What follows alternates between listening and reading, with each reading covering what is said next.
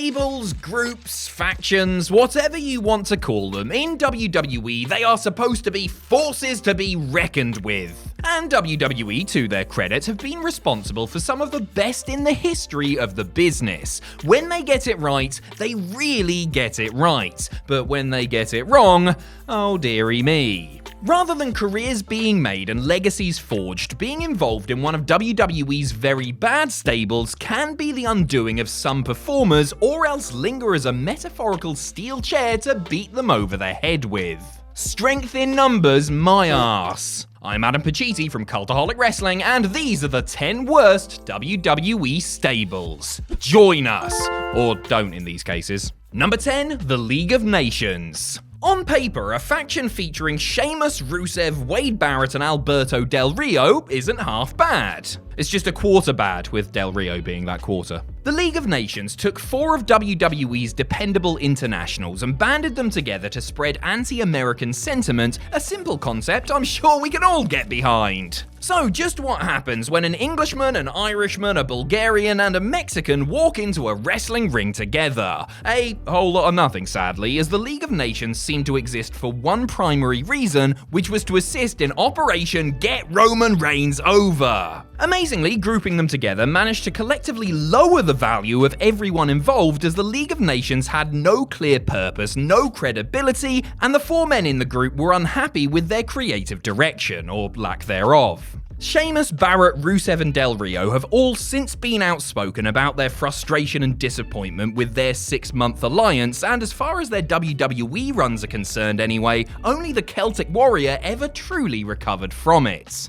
Number 9, the Cabinet. Saddled with the stigma of being a career mostly babyface mid-carder, JBL needed all the help he could get to establish himself as a top-line heel when he was thrust into the position in 2004. The shocking angles, heated promos, and feud and subsequent WWE title victory over Eddie Guerrero certainly helped legitimize him, and I'm sure WWE probably thought that making him the leader of his own stable would only enhance his reputation further. And so, President JBL assembled his cabinet, adding Chief of Staff Orlando Jordan, Co-Secretaries of Defense the Basham brothers, and image consultant Amy Weber. The cabinet acted as warm bodies to be beaten up by the babyfaces trying to get their hands on the champ, but OJ, Doug, Danny, and Amy weren't exactly over with the audience, and their matches and segments routinely fell really flat. They accomplished next to nothing before gradually disbanding, with Amy quitting IRL after just a few months on the road, and the Bashams kayfabe handing in their notice not too long after. By that point, JBL had lost the strap, and so it was basically just him and Orlando, with fixer Jillian Hall temporarily added to the mix before the whole thing was scrapped altogether. Number 8, the Mean Street Posse. I will confess that the idea of a group of Shane McMahon's buddies from the mean streets of Greenwich, Connecticut wrestling in sweater vests and slacks was a funny one. To start with anyway. 2/3 of the so-called Mean Street Posse, Pete Gas and Rodney, were legitimate buddies with the boss's son, while the other member, Joey Abs, was a former enhancement talent and the only one with any actual in-ring experience. The Posse originally had a couple of other members, Willie Green and Billy P, before they were whittled down to a 3. Mostly used in backstage segments or to run interference for Shane, the Posse wrestled the occasional mostly awful match, one of which, against Stooges Patterson and Briscoe, is inexplicably one of the most viewed matches in the history of Raw. The Posse's collective lack of training meant that their matches were mostly rotten, and they didn't really have much reason for being once they split from McMahon, mostly being used as punching bags or hardcore title fodder.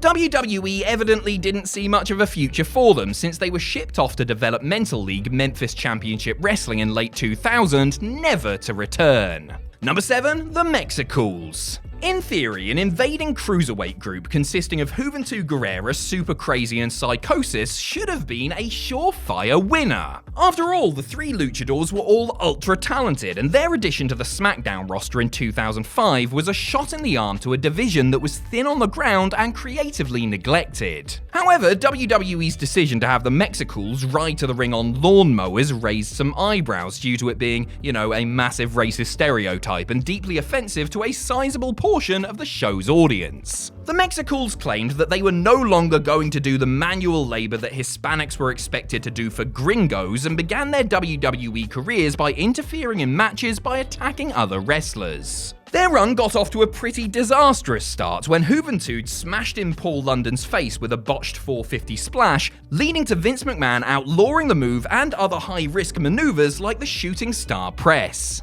Their matches were also unfortunately underwhelming, and though Guerrero bagged the Cruiserweight title, he alienated himself from the locker room with his characteristically annoying and erratic backstage behavior. Juvi soon lost the title and was released just 6 months after the Mexicools' debut, after which Crazy and Psychosis became a more palatable tag team. Number 6, The Truth Commission.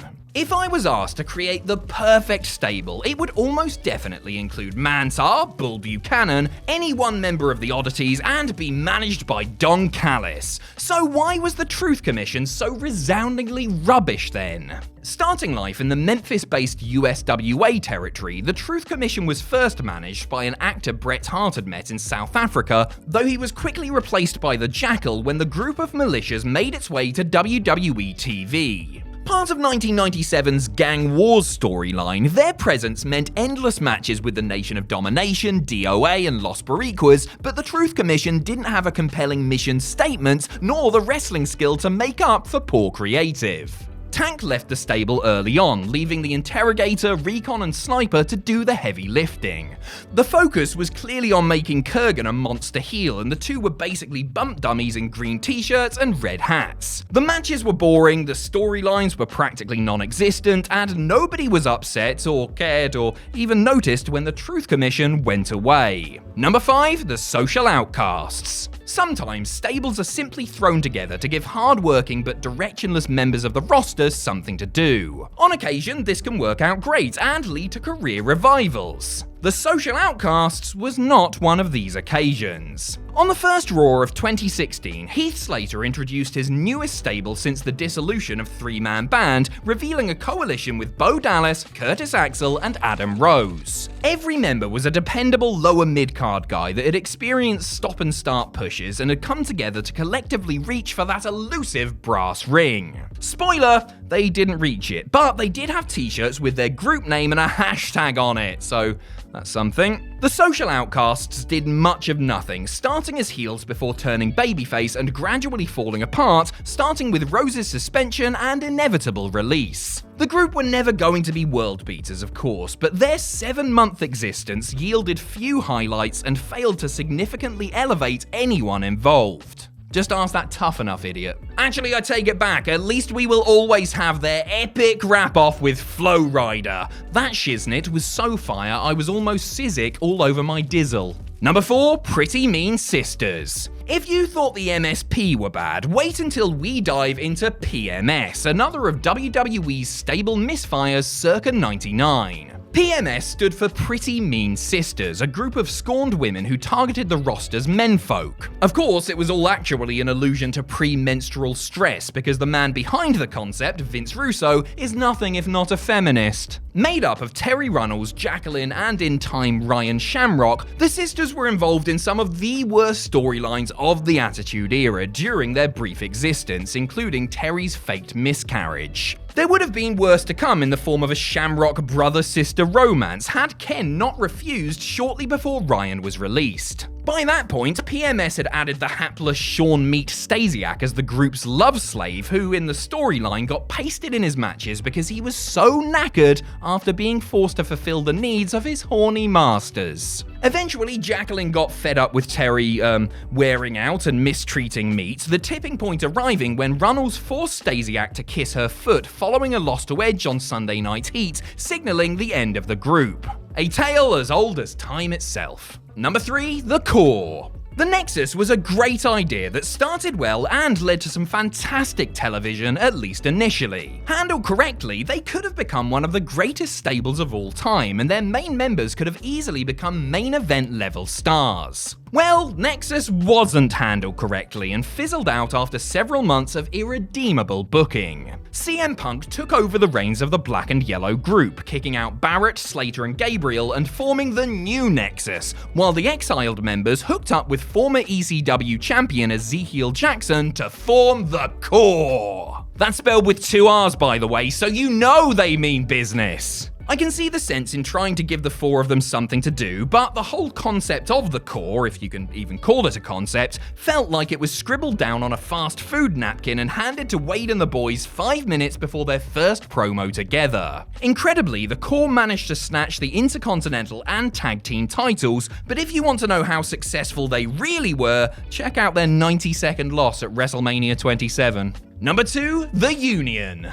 The only union you're likely to ever see in a WWE locker room is the one that was made up of Mankind, Big Show, Ken Shamrock, and Test in May of 1999. The Union, or to give them their full title, the Union of People You Oughta Respect, Son, aka Up Yours, because it's Vince Russo's world we're living in and everything is a forced pun, were a short-lived offshoot of the Corporation. The foursome abandoned the Corporation after Shane McMahon wrangled power away from his father and began to treat certain members badly. The Union was sort of aligned with other heavy hitters, including Mr. McMahon, Steve Austin, The Rock, and Commissioner Shawn Michaels, and battled the corporate ministry after The Undertaker's satanic outfit merged with Shane's crew. This all led to a Union versus corporate ministry 8-man elimination tag match at the ill-fated Over the Edge, which was won by Mankind. 8 days later, Mrs. Foley's baby boy was written off TV in order to get knee surgery. 1 week after that, Vince McMahon was revealed as the higher power, and with their leader on the shelf and their enemy morphing into a confusing mess,